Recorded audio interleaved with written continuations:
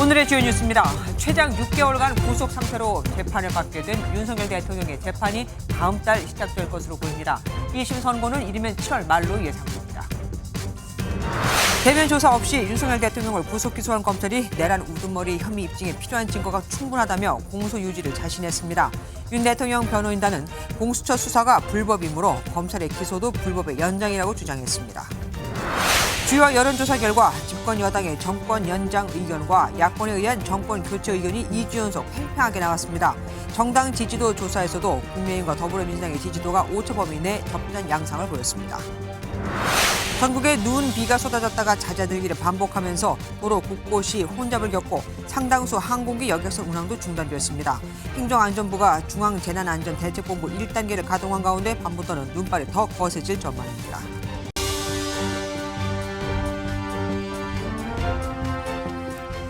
임시 공휴일이자 본격적인 설 연휴 귀성이 시작된 오늘 전국 곳곳엔 많은 눈이 쏟아지다가 그치기를 반복했습니다. 고향 가는 길에 재를 뿌리는 듯한 야속한 폭설로 도로는 빙판길로 변했고 하늘길과 바닷길은 꽉 막혀버렸죠. 온 세상이 하얗게 변했지만 자식 손주 보려고 오늘만 손꼽아 기다렸던 부모님들의 마음은 까맣게 타들어갔습니다. 고향에 오다가 혹시 사고나 나지 않을까 온종일 마음을 끓였다고 하거든요. 첫 소식 박은채 기자가 준비했습니다. 서해안의 여객터미널. 귀성 행렬은 온데간데 없고 텅 비어 있습니다. 폭설과 서해상에 발효된 풍랑주의보까지 겹쳐 배가 뜨지 못하게 됐기 때문입니다. 인천과 섬을 잇는 여객선 항로가 모두 통제되면서 배들이 줄지어 정박해 있습니다. 눈하고 비가 오게 되면은 아무래도 바람이 불 확률이 높으니까 날씨만 고르면 나가는데 구정 때도 못 갈 것 같은데. 폭설은 하늘길도 막아버렸습니다. 오늘 오후 5시 기준 대설경보가 발효된 제주도를 포함해 전국 항공편 20여 편이 결항돼 시민들은 발을 동동 굴렀습니다. 2시 30분 비행인데 오늘 눈도 오고 명절이라 사람도 많을까 봐 일찍 왔어요. 멀고 험난한 길을 내려올 자식들을 생각하니 기다리는 부모는 걱정이 앞섭니다. 하필이면 이 설 명절을 앞두고 이렇게 눈이 많이 와서 자식이나 손주들이 와야 되는데 아주 걱정이 많이 됩니다. 악화된 기상 여건에 본격적인 귀성이 시작되며 고속도로 차량은 느릿느릿 움직였습니다. 지금 대구로 가요. 이번에 연휴가 되게 길어가지고 빨리 갈 수 있으면 좋겠어요. 도로공사 측은 내일 새벽 1시가 넘으면 고속도로 정체가 풀릴 것으로 보고 있지만 오늘 밤 많은 눈이 예보되는 만큼 교통 안전에 각별한 주의가 필요하다고 당부했습니다. MBN 뉴스 박은채입니다. 전국 상당수 지역에 대설특보가 발효돼 도로 곳곳에서 사고도 잇따랐습니다. 그런데 오늘 밤 더 많은 눈이 내릴 거라고 하죠. 고향 가실 때 정말 더 조심하셔야겠습니다. 박상호 기자입니다. 꽉 막힌 고속도로에 눈까지 내려 도로가 젖어 있습니다. 갑자기 버스 한 대가 정차한 차들을 줄줄이 밀고 돌진합니다. 부서진 차들이 뒤엉켜 순식간에 도로가 아수라장이 됐습니다. 오늘 오전 11시 20분쯤 영동고속도로 원주 IC 부근에서 10일 추돌 사고가 나 10명이 중경상을 입었습니다. 영동고속도로하고 광주원주고속도로가 합쳐지는 데라 가지고 이제 정체돼 있었어요. 버스가 전방시 태만에다 받은 거예요. 승객들이 깨진 버스 창문 틈으로 대피합니다. 오늘 낮 12시 50분쯤 경부고속도로 천안분기점 인근에선 승용차와 고속버스 2대가 잇따라 추돌했습니다. 이 사고로 승객 등 35명이 다쳤습니다. 경찰은 눈길에 2차로를 달리던 승용차가 버스 전용 차로로 끼어들면서 사고가 난 것으로 보고 있습니다. 오늘 오전 9시쯤 광주 대구고속도로 광주 방향 46km 지점에선 차로를 바꾸던 SUV가 화물차와 승용차를 들이받는 등 전국 곳곳에서 크고 작은 사고가 잇따랐습니다. 행정안전부는 중앙재난안전대책본부 1단계를 가동하고 대설 위기경보 수준을 관심에서 주의 단계로 상향했습니다. MBN 뉴스 박상호입니다. 이제 윤석열 대통령은 헌정사상 처음으로 현직 대통령 신분으로 법정에 서게 됐죠. 피의자에서 피고인이 된 건데 최장 6개월은 구속 상태로 재판을 받아야 합니다. 그럼 첫 재판은 언제 열리고 1심 선고는 또 언제쯤 나올까요? 다른 전직 대통령들의 사례와 비교해 장동건 기자가 알아보았습니다. 검찰의 구속 기소로 윤석열 대통령은 피의자가 아닌 피고인이 됐고 검찰과 긴 법정 공방을 벌여야 합니다. 서울중앙지방법원은 설 연휴가 끝나면 윤 대통령 사건을 재판부에 배당할 계획입니다. 김용현 전 국방장관을 비롯해 지금까지 중앙지법에 넘겨진 내란 중요 임무 종사자들의 사건이 모두 형사합의 25부에 배당된 만큼 내란 우두머리 혐의를 받고 있는 윤 대통령 사건 역시 같은 재판부에 배당될 수 있습니다. 과거 박근혜 전 대통령, 이명박 전 대통령과 비교해보면 이르면 다음 달 중순쯤 윤 대통령의 첫 공판 준비 기일이 열릴 것으로 예상됩니다. 뇌물수수 등의 혐의로 지난 2017년 4월 구속 기소된 박 전 대통령은 16일 만에 첫 공판 준비 기일이 열렸고 이듬해 4월 횡령 등의 혐의로 재판에 넘겨진 이 전 대통령은 첫 재판까지 25일이 걸렸습니다. 현행법상 윤 대통령은 최장 6개월 동안 구속 상태로 재판을 받게 되는데 이 때문에 오는 7월 말쯤 1심 선고가 내려질 전망입니다. 대부분의 재판에 출석했던 이 전 대통령은 1심 선고까지 6개월이 채 걸리지 않았고 재판을 거부하며 시간을 끈 박 전 대통령은 1심 선고까지 약 1년이 걸렸습니다. 윤 대통령 재판은 검찰과 윤 대통령 측 모두 많은 증인 채택을 할 것으로 보여 최종 대법 선고까지는 상당한 시일이 걸릴 전망입니다. 윤 대통령이 헌법재판소에 출석해 변론을 이어온 만큼 형사재판 역시 적극 참여할 수 있다는 관측도 나옵니다. 본격적인 재판이 시작되면 윤 대통령은 이곳 서울중앙지법과 탄핵 심판이 열리는 헌법재판소 양쪽에 모두 출석하는 상황도 벌어질 수 있습니다. MBN 뉴스 장동건입니다. 검찰이 헌정사상 처음으로 현직 대통령을 구속 기소한 이유는 뭘까요? 비록 대통령을 직접 조사하지는 못했지만 이미 다른 내란 주요 임무 종사자들의 진술이 충분하고 증거 역시 공소 유지를 하기에 차고 넘친다고 보기 때문입니다. 어떤 것들이 있는지 권영봉 기자가 알아봤습니다. 앞서 법원은 윤석열 대통령의 구속기간 연장 신청을 허가하지 않았습니다. 그럼에도 검찰은 윤 대통령에 대한 구속 기소 결정을 내렸습니다. 검찰의 결정엔 내란 우두머리 혐의 입증에 대한 자신감이 깔렸다는 해석입니다. 검찰은 국회 봉쇄, 선관위 전산자료 압수, 주요 인사 체포, 구금 시도 등을 통해 국헌 문란 목적의 폭동을 일으키려 했다는 증거들을 수사 과정에서 확보했습니다. 위법 위헌적인 비상계엄은 결국 윤 대통령 작품이란 겁니다. 윤 대통령 측의 부인에도 계엄의 공범들은 이 같은 위법적 지시를 한 인물로 윤 대통령을 지목한 상태입니다.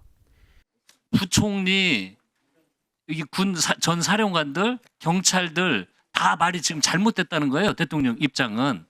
분명하게 제가 사실이라고 다시 한 번 더 말씀을 드리고 그 결과 윤 대통령 공소장이 다른 공범들의 공소장보다 많은 100쪽 이상으로 늘었다는 게 검찰 설명입니다.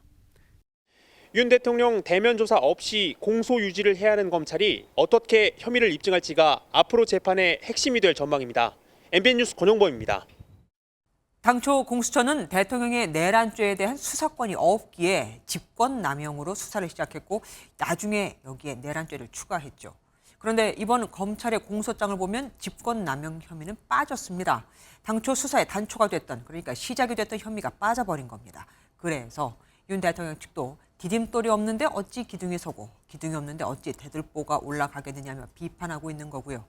재판 내내 뜨거운 감자가 될 가능성이 큽니다. 이성식 기자입니다. 검찰 비상계엄 특별수사본부는 윤석열 대통령을 재판에 넘기며 내란 우두머리 혐의만 적용했습니다. 헌법에 따라 현직 대통령은 내란과 외환 혐의만 소추가 가능하기 때문입니다. 문제는 사건을 수사한 공수처가 내란죄에 대한 수사권이 없다는 점입니다. 공수처는 체포영장과 구속영장을 법원에서 발부받는 과정에서 직권남용뿐 아니라 내란죄에 대해서도 수사권을 인정받았다는 입장입니다. 구속영장을 발부받았습니다. 법원은 구속영장에서 피의자가 내란죄 및 직권남용죄를 범하였다고 의심할 만한 상당한 이유가 있고 하지만 윤 대통령 측은 재판 내내 위법한 수사라는 주장을 이어갈 것으로 보입니다. 대통령에 대한 공수처의 수사의 위법성, 또 체포영장 청구의 관할 위반을 법조계 시각은 분분합니다. 직권남용 관련 범죄로 수사를 시작해 내란죄로 확대하고 기소 과정에서 내란죄만 기소한 것, 앞뒤가 바뀐 셈이라는 지적이 나옵니다.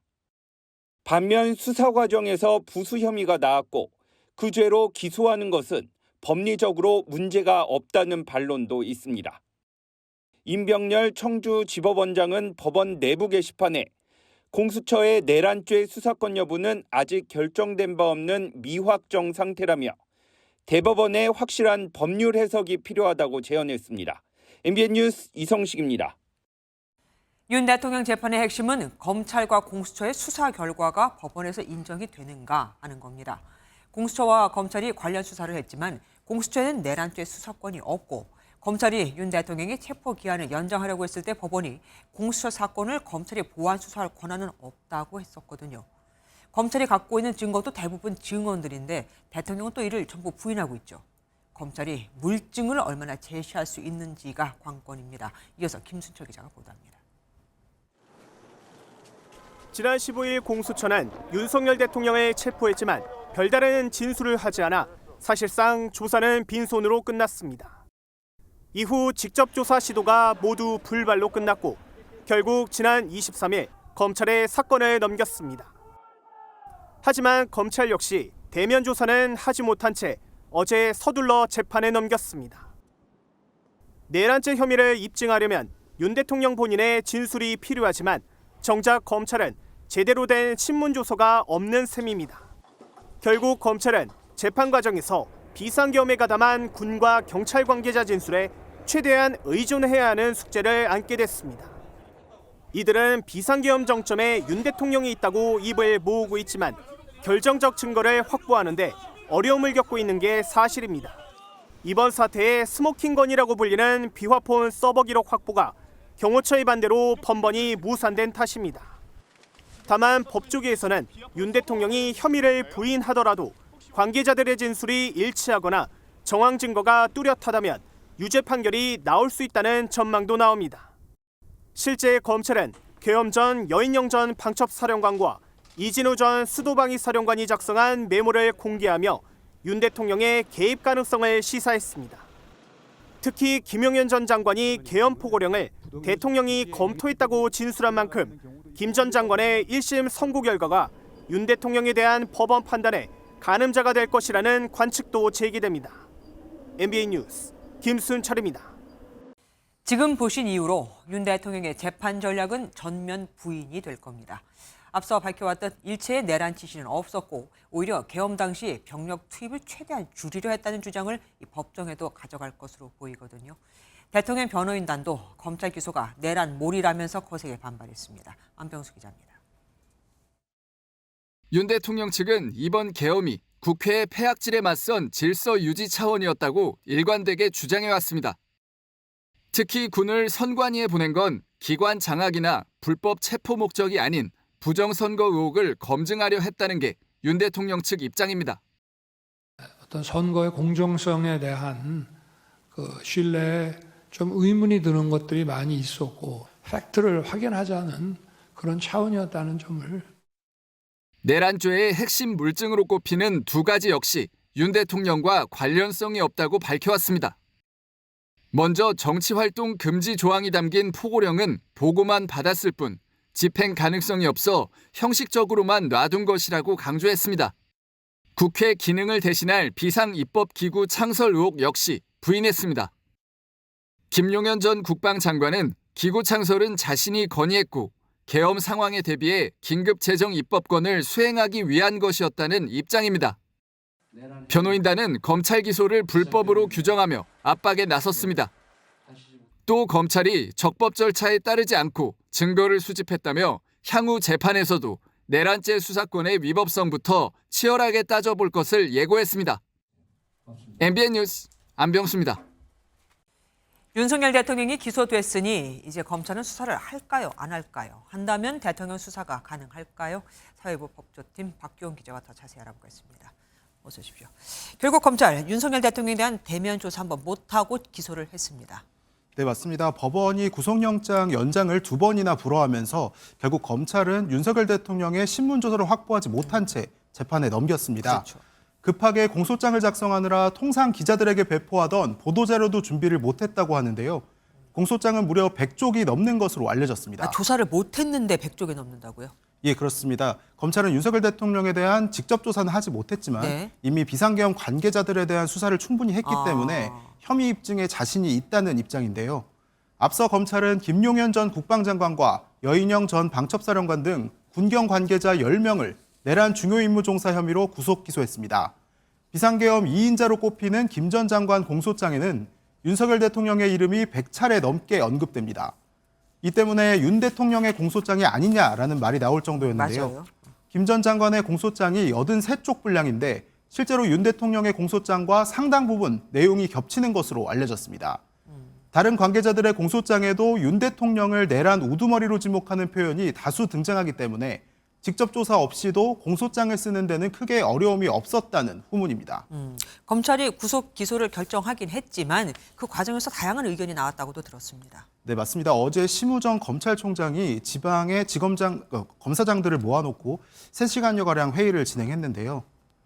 이 자리에서는 법원이 2차례나 영장 연장을 불허한 것을 놓고 강한 성토가 있었다고 합니다. 공수처가 수사하고 검찰은 기소만 하라는 것이냐, 검찰의 보안 수사권을 인정하지 않는 것이냐 등의 반응이 많았습니다. 그럼에도 다수는 구속 기소를 해야 한다는 의견이 많았고 일부는 보안 수사 의지를 보여줘야 한다며 석방을 하자는 의견을 낸 것으로 알려졌습니다. 그런데 석방해야 한다는 게 뭐 죄가 없다 이 뜻은 아닌 거잖아요. 예, 맞습니다. 그 석방을 해야 된다는 뜻이 정확한 회의 내용은 공개되지 않았지만 증거가 불충분해서 풀어줘야 된다는 뜻은 아니었던 것 같습니다. 그렇죠. 공수처에서 수사하던 윤 대통령 사건이 검찰로 다시 넘어온 만큼 구속영장이 만료되더라도 일단 석방하고 다시 수사 절차를 밟아야 한다는 의견으로 보입니다. 어쨌든 기소가 됐으니까 그럼 일단 검찰 수사는 멈추는 겁니까? 예, 아닙니다. 아직 사건이 완전히 끝난 게 아니기 때문에 검찰 수사는 계속될 전망입니다. 다만 윤 대통령이 검찰 수사에 응할 것 같지 않고 검찰도 이를 기대하고 있지는 않은 눈치입니다. 대신 주요 종사자들 외에 관계자 수사를 이어갈 텐데요. 경찰 국가수사본부와 육군 수도방위사령부 등을 수사하며 체포조 운영 의혹에 대한 증거를 보완해 나갈 것으로 보입니다. 최근엔 국방부 조사본부도 압수수색하며 수사를 확대하는 모습입니다. 네. 이들에 대한 수사 결과는 윤 대통령 재판에서도 검찰 측 증거로 사용될 수 있습니다. 어쨌든 윤 대통령은 지금 계속 구속이 되는 상태잖아요. 그럼 혹시 보석 신청을 할 가능성은 없습니까? 예, 조금 있으면 이제 재판이 시작되는 만큼 윤 대통령 측에서도 대비를 할 것으로 보이는데요. 구속 수사가 불법이라고 주장해온 만큼 법원에 보석을 신청할 가능성도 있습니다. 앞서 김용현 전 장관의 보석 신청은 기각됐고 건강상의 이유로 보석을 신청한 조지호 경찰청장은 보석이 허가됐습니다. 네. 그러나 법원이 앞서 구속영장까지 발부한 이유가 증거인멸이었습니다. 통상 이런 상황에서는 보석 신청이 받아들여질 가능성은 매우 낮은 걸로 알려졌습니다. 윤 대통령 측이 구속 적부심을 청구하는 방법도 있지만 기소가 이루어진 뒤 적부심 청구는 실효성이 낮은 만큼 가능성은 낮다고 봐야겠습니다. 예, 박기영 기자 수고하셨습니다. 윤석열 대통령 구속 기소에 대해 여당은 검찰의 명백한 정치적 오판이라며 작금의 대혼란은 모두 문재인 민주당의 엉터리 검수완박 때문이라고 비판했습니다. 법적 미비점이 많은 공수처를 출범시켰다면서요. 검찰은 스스로 위상을 포기했다고도 했죠. 반면 야당은 기소는 부정하면서 조기 대선은 준비하겠다는 국민의힘이 한심하다고 맞받았습니다. 정치권 반응 정태진 기자가 정리했습니다. 국민의힘은 검찰이 공수처의 하청기구이자 기소 대행기구로 전락했다며 대통령에 대한 무리한 구속 기소는 명백한 오판이라 비난했습니다. 작금의 혼란은 모두 문재인, 민주당표 엉터리 검수완박 때문이라며 야당의 책임을 강조했습니다. 공수처의 폐지를 포함해서 검경 수사권 조정을 할 때도 검찰의 이런 모습들도 우리가 충분히 반영을 해서 이 수사권 조정을 해야 될 거라고 생각을 합니다. 대통령실은 국민이 뽑은 여전히 국가원수인 대통령을 불법의 편법을 더해 구속 기소한 상황이 야속하고 안타깝다고 비판했습니다. 민주당은 내란 공범과 비호 세력들이 단죄될 것이라며 자법 절차마저 통째로 부정하는 오만함이 점입가경이라고 논평했습니다. 내란 우두머리 대통령을 배출해놓고 일말의 반성조차 없이 뻔뻔하다며 이중적 태도라고 꼬집은 겁니다. 윤석열 기소는 부정하면서 조기 대선은 하겠다는 국민의힘 한심합니다. 그 조기 대선 준비라는 것도 고작 이재명 때리기가 전부라니 한심하기 짝이 없습니다. 여야의 상반된 평가는 다분히 지지층 결집을 노린 것이란 해석입니다. 형사재판과 탄핵심판 진행에 따라 대통령 개인보다는 지지율 변화에 맞춰 양당의 평가도 달라질 전망입니다. MBN 뉴스 정태진입니다. 헌법재판소가 이진숙 방송통신위원장의 탄핵 소추를 기각하면서 이 위원장이 직무에 복귀했죠. 그런데 탄핵 심판 과정에서 재판관들이 야당에 잇따른 장관 탄핵 소추가 탄핵 소추권 남용에 해당하지 않는다고 한 것으로 확인됐습니다. 윤 대통령은 비상계엄 선포의 이유 중 하나로 이 야권의 탄핵 남발을 주장했었죠. 이상주 기자입니다. 헌재는 지난 23일 이진숙 위원장 탄핵 소추를 4대4 의견으로 기각한 바 있습니다. 주문 이 사건 심판 청구를 기각한다. 그러나 재판관 8명은 국회의 소추 자체는 적법하다고 판단했습니다.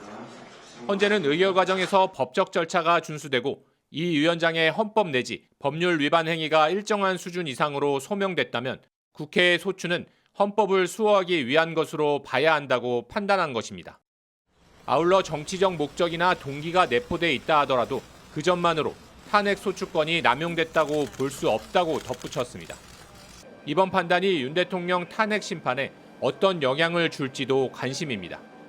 윤 대통령 대리인단은 헌재에 제출한 답변서에서 비상계엄을 한 이유 중 하나로 야당이 줄탄핵을 통해 헌정 질서를 파괴하고 있어 경종을 울리려는 것이었다고 주장한 바 있습니다. 계엄의 목적은 거대 야당의 경종을 울리고 부정선거의 증거를 수집하기 위한 것, 이렇게 정리하면 됩니까? 법조계에서는 이진숙 위원장까지 총 4명의 탄핵이 헌재에서 기각된 만큼 소추 남발이 맞다는 입장과 절차를 지켰고 사유가 상당한 만큼 소추 자체는 문제가 없다는 입장이 맞서고 있습니다. 29번이나 되는 야당의 탄핵 소추에 대해 헌재가 별도 판단을 할지 주목됩니다. MBN 뉴스 이상주입니다. 요즘 연일 여론조사에 관심이 쏠리고 있죠. 오늘은 정권 교체가 정권 연장보다 3.1%포인트 앞선다는 여론조사 결과가 나왔습니다. 불과 일주일 전 같은 조사에서는 정권 연장론이 앞섰었는데 말입니다. 두 조사 모두 2주 연속 오차범위 접전 양상을 띠면서 민심이 한 치 앞을 모르게 요동치고 있다는 평가가 나옵니다. 뭉칠 수 있는 쪽은 다 뭉친 듯하면서 이제 관건은 중도층이 됐습니다. 표선우 기자입니다. 리얼미터 여론조사에서 차기 대선 집권 세력 선호도를 물었습니다. 야권에 의한 정권 교체를 바란다는 응답이 49.1%, 집권 여당의 정권 연장을 바란다는 응답은 46%로 정권 교체론이 3.1%포인트 앞섰습니다. 일주일 전 같은 조사에선 정권 연장론이 2.4%포인트 차이로 우세했는데 결과가 뒤바뀐 겁니다. 다만 두 조사 모두 격차는 2주 연속 오차 범위 내에 머물렀습니다. 정당 지지도에서는 국민의힘이 45.4%, 더불어민주당이 41.7%를 기록했습니다. 국민의힘은 지난주보다 1.1%포인트 하락했고 민주당은 2.7%포인트 상승했는데 지난주 오차 범위 밖까지 벌어졌던 지지율 격차는 일주일 만에 오차 범위 내인 3.7%포인트 차로 좁혀졌습니다. 같은 기간 실시된 다른 여론조사에서도 집권 세력 선호도는 정권 교체가 9%포인트 앞서는 흐름을 보였고 정당 지지도는 여야가 1%포인트 차로 초박빙 형태를 보였습니다. 각 진영이 모두 결집하며 국민의힘 상승세와 민주당 하락세 흐름이 각각 일시 멈췄다는 평가가 나오는 가운데 여야 모두 관건은 중도층이라고 보고 설 이후 캐스팅보트 중도층 잡기에 총력을 다할 예정입니다. MBN 뉴스 표선우입니다.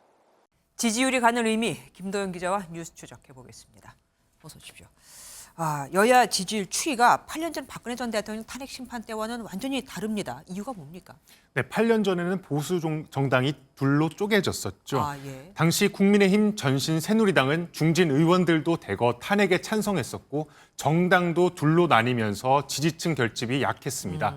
지금은 여당이 단일 대우를 유지하고 있다 보니 지지층 결집에 더 유리하다는 분석입니다. 이번에 탄핵 찬성파가 그러니까 탈당이나 창당하지 않은 건 8년 전의 학습 효과다 이렇게 봐도 되겠습니까? 네, 먼저 분열은 필패다 이런 분위기가 있는 건 확실합니다.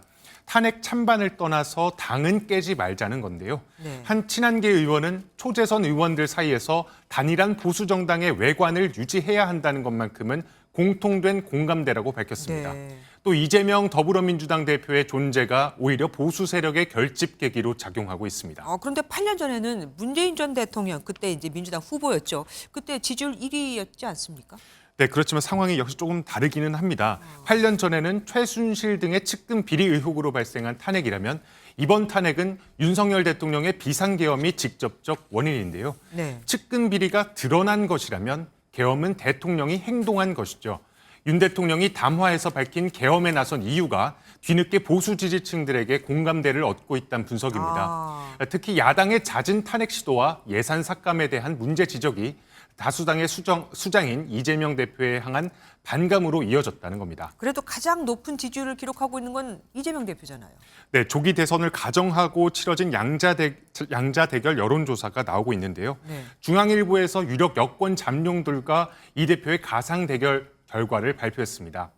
오세훈 서울시장과 홍준표 대구시장이 각각 국민의힘 후보로 나설 경우 이재명 대표와 오차 범위 내에서 접전을 벌이는 것으로 나타났고요. 네. 김문수 고용노동부 장관은 오차 범위 바뀐 9%포인트 차로 이 대표에게 뒤졌습니다.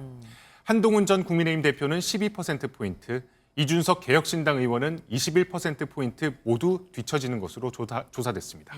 아무래도 대통령 후보가 되려면 당내 지지가 좀 중요하지 않겠습니까? 여권의 평가는 어떻습니까? 네, 먼저 조사에서 박빙을 기록한 오세훈 서울시장에 대한 여권 내 평가를 한번 물어봤는데요. 네네. 정치 저관여층과 중도층에게 상대적으로 호감도가 높은 건 강점이지만 네. 원내 세력이 적고 당원들의 지지가 상대적으로 낮다는 점이 약점으로 꼽혔습니다. 네. 홍준표 시장은 대선을 치러본 경험이 있고 팬층이 두텁지만 마찬가지로 원내 세력이 적은 점과 중도, 여성층의 비호감도가 오 시장과 비교했을 때 더 높다 이렇게 설명했습니다. 네. 또 두 사람 모두 명태균 의혹에 언급된 적이 있다는 점도 변수로 꼽히고 있습니다. 그러네요.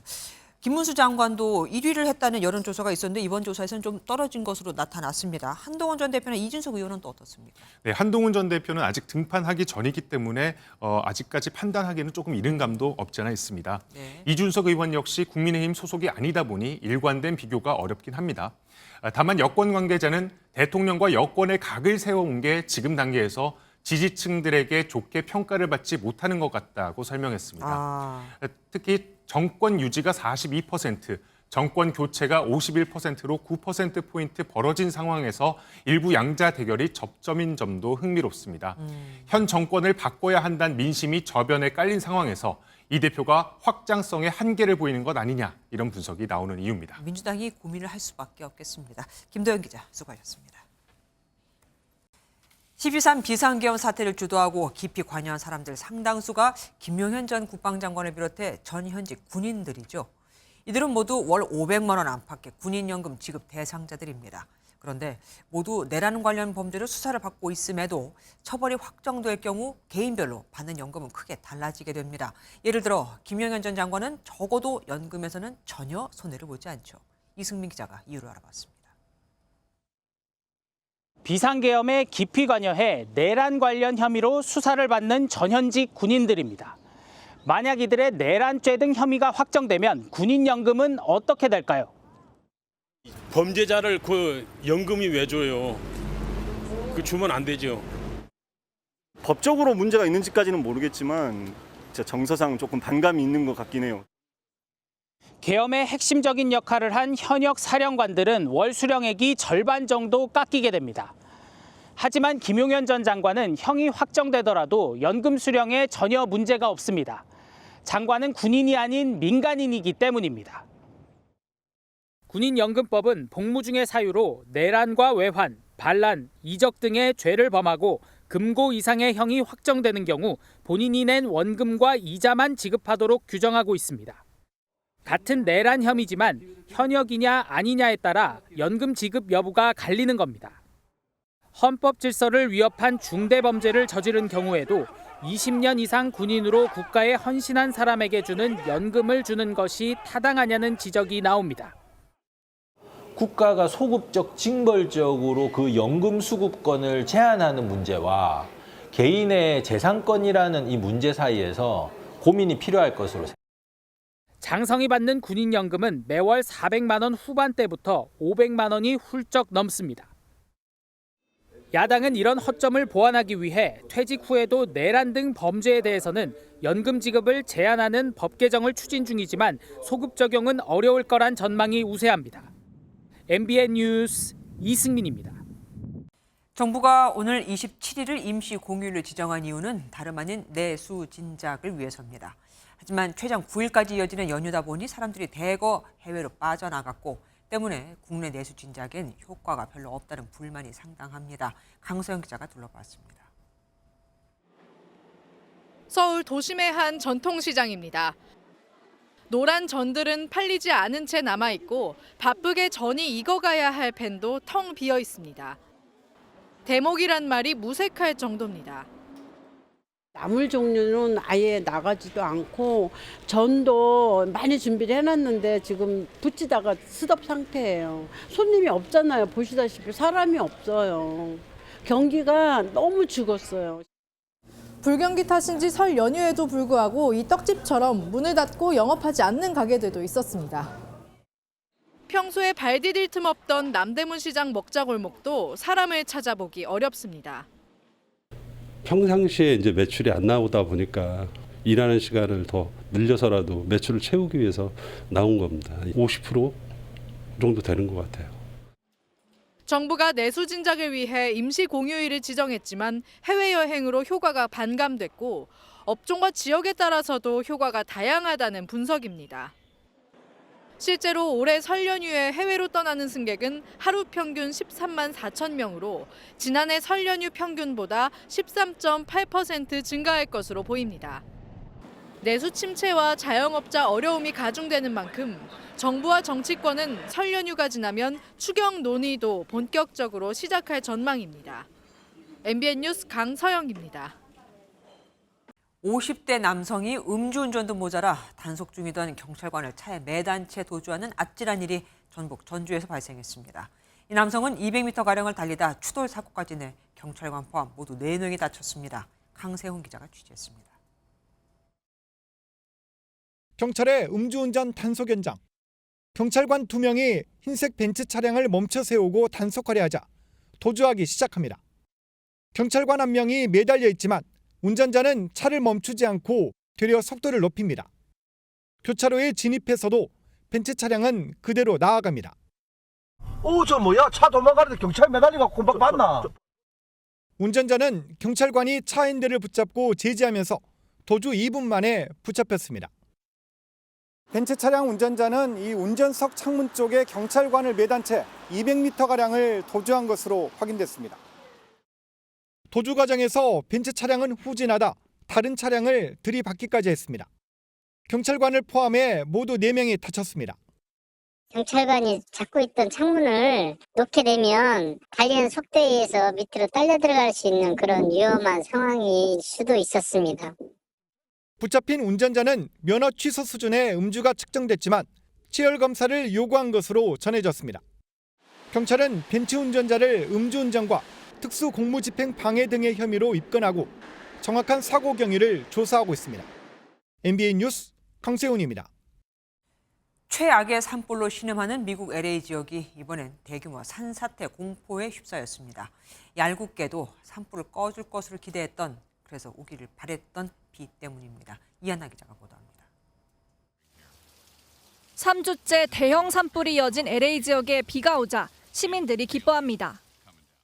Isn't it beautiful?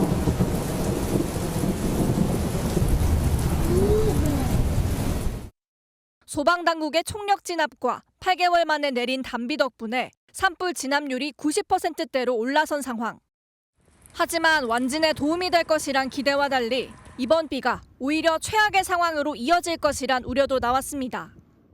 이번 산불로 빗물을 흡수하던 흙과나무가 불에 타는 등 지반이 약해진 탓에 토성류 현상으로 인한 산사태 위험이 커진 겁니다.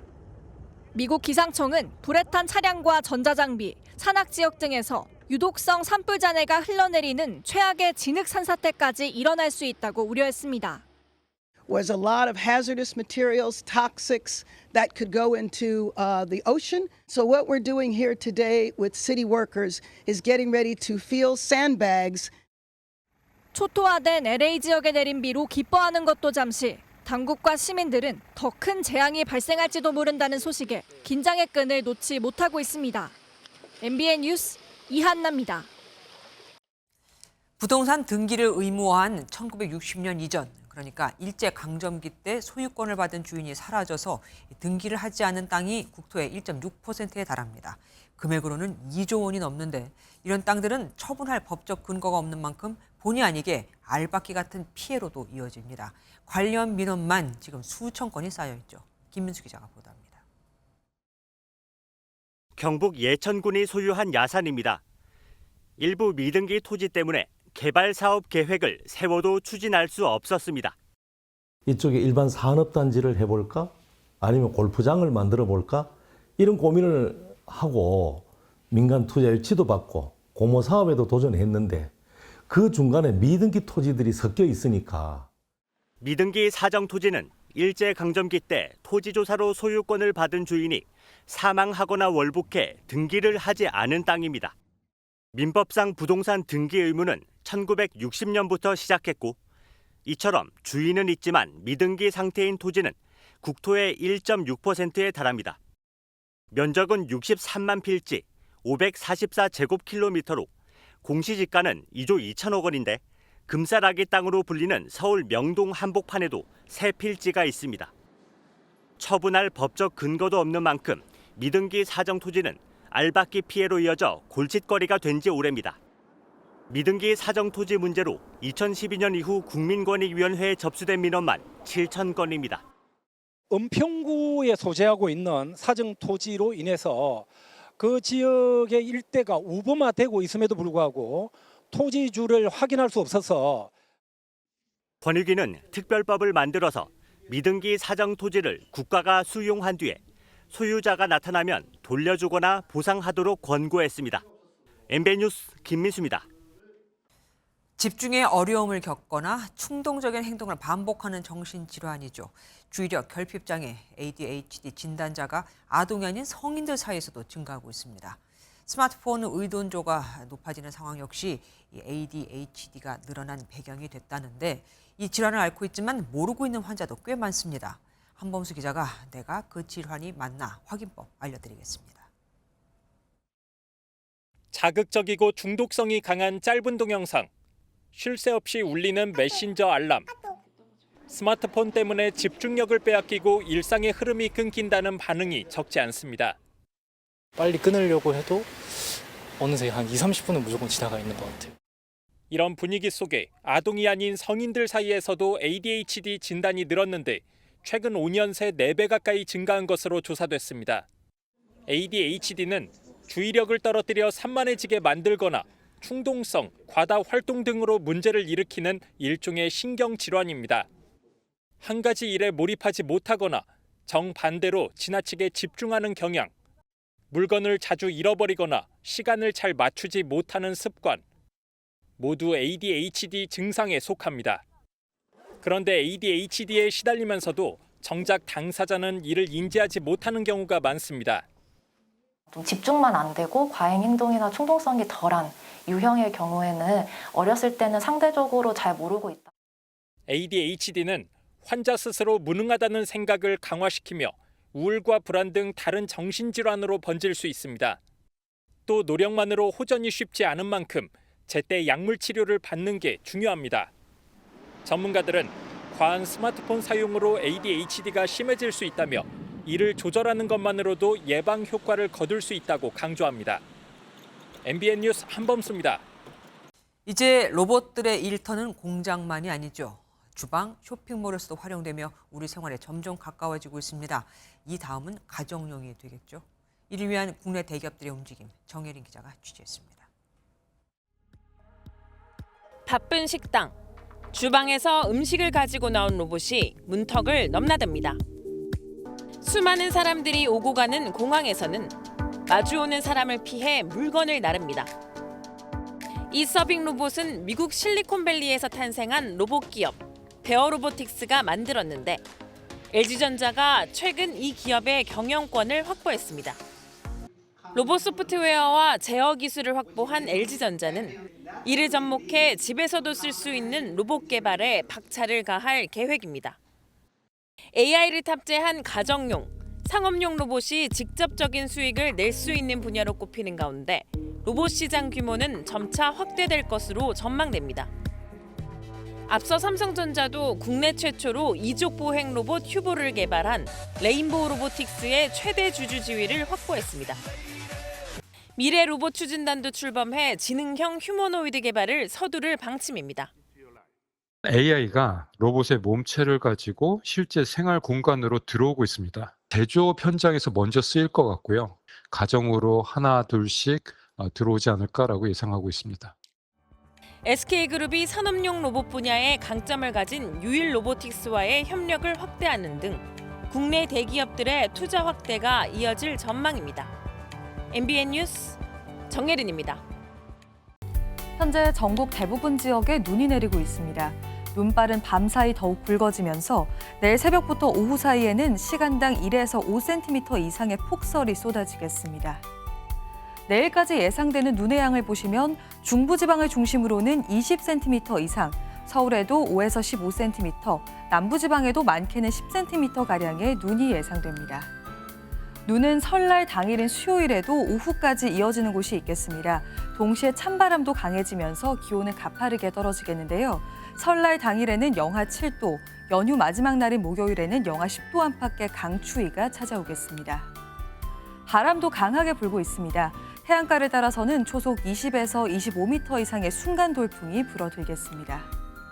자세한 지역별 내일 기온입니다. 내일 중부지방은 서울이 영하 5도, 춘천은 영하 9도까지 떨어지겠고 낮에도 온종일 영하권에 머무는 곳이 많겠습니다. 남부지방 낮 기온도 광주가 3도, 부산은 5도에 머물면서 춥겠습니다. 오는 토요일에도 전국적으로 눈이 내릴 전망입니다. 내주셨습니다.